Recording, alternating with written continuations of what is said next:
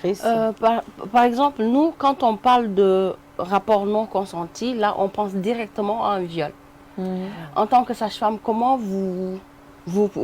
quand vous entendez non-consentement sexuel, parce que moi, dès que j'entends non-consentement, je pense directement à un viol. Mais par contre, là, vous me parlez de dialogue, de communication. Là, elle parle Nous, le consentement dont nous parlons aujourd'hui, c'est que la femme n'a pas un plaisir permanent. OK? Or, l'homme, une fois vous êtes au lit, c'est que il doit bander.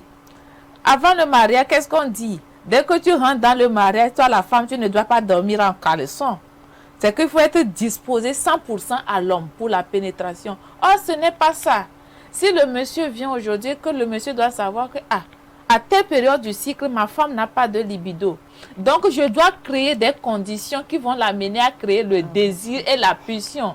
Et c'est là nous allons demander, chez certains, c'est le dialogue. Chez certains, c'est les caresses. Chez certains, c'est de promettre, je vais goudronner ta chambre. Il y a des gens qui vont jusqu'à le faire. Il y a certains, c'est le rire. Il faut faire un transfert d'argent pour booster, pour donner cette excitation. Si moi je dois comprendre, c'est peut-être pour amener la personne à ressentir cette excitation. Cette excitation, parce que là, chez la femme, ce n'est pas évident. Un homme, même s'il est avec sa maman dans la chambre, même avec sa fille dans la chambre enfermée là, le désir sexuel là, ça naît. Mais c'est la capacité de chaque homme de refouler ça. Mais la femme, elle peut rester avec un homme pendant 1 mois, 2 mois. S'il n'y a pas une excitation extérieure, elle peut ne pas avoir envie de sexe. Nous le disons parce que les femmes se plaignent. Il y a une majorité des femmes qui font rarement l'orgasme. Et il y en a aussi un nombre élevé qui ne feront jamais l'orgasme dans leur vie. C'est de ça, vous allez voir, certains hommes disent que non, moi j'aime ma femme qui est frigide. Ou bien vous allez entendre des femmes qui disent que moi j'ai la frigidité. Il n'y a jamais de femmes frigides parce que nous avons des hommes orgueilleux sexuellement. Nous avons des hommes qui sont impatients. Donc il faut ce consentement. On peut se dire, le consentement, on peut se dire que, voilà tel, comme je sais que toi tu vas éjaculer vite. La première fois, on se concentre pour ton plaisir. Le deuxième tour, maintenant, tu te concentres sur mon plaisir. Parce que moi, je suis une femme. Tu dois faire au moins 10 à 20 minutes pour que je sois excitée. Vous voyez ce dont je vais parler, c'est de ce consentement que je vais parler. Oui, Grace, je ne te coupe pas, mais ce que Awa a dit, quelque part, je suis aussi un peu d'accord avec elle. C'est moi qui suis au milieu, donc.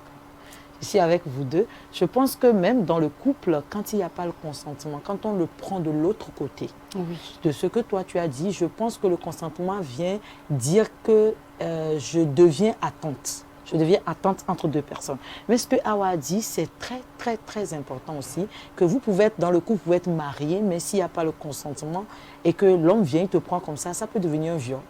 Je pense que vous avez de ces cas-là aussi. Oui, c'est un viol. Comment définir un viol? C'est tout rapport sexuel sans consentement. Mais nous sommes en Afrique, où on dit, avant de rentrer dans le mariage, on dit que tu dois te coucher, tu dois être la nuit.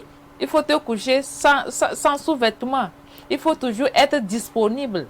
Donc, si nous prenons notre contexte africain, est-ce qu'on peut parler d'un viol? Une femme qui va quitter, aller dire que mon mari m'a violée.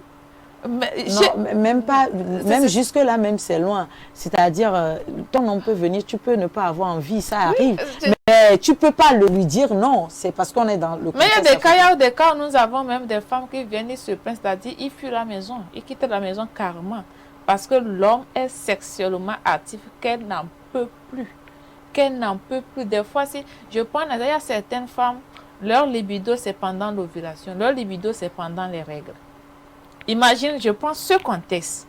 Une femme qui a sa libido pendant ses règles et qui vient dire à mon homme pendant les règles, ok, je veux qu'on tente une aventure.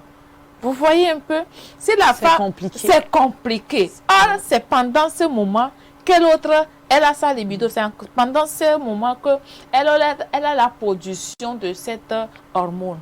Maintenant, il y a certaines femmes pendant leurs règles, l'appétit sexuel est à 0.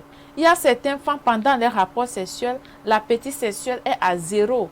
C'est comme ça. Il y a d'autres femmes, pendant la grossesse, l'appétit sexuel est au top.